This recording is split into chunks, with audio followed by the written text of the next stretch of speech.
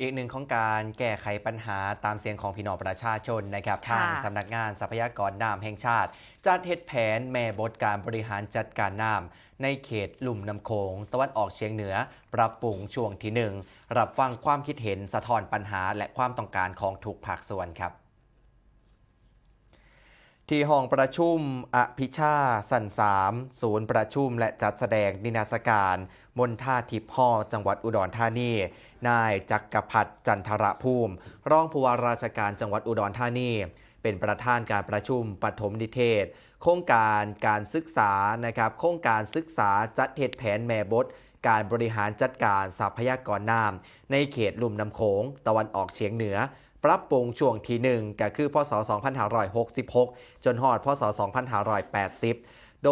ดยใช้กระบวนการประเมินสิ่งแวดล้อมระดับยุทธศาสตร์หรือ SEA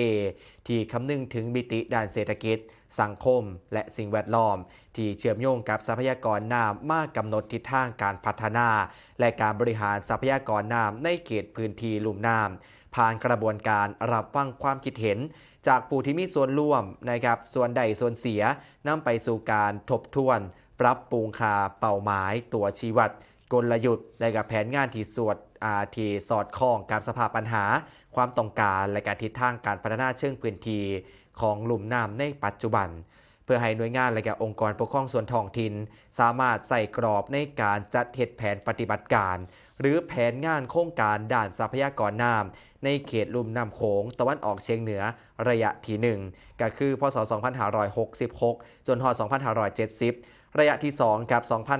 2571 จนฮอด2575และก็ระยะที่3ก็คือปี2576 จนฮอดปี2580ต่อไปครับ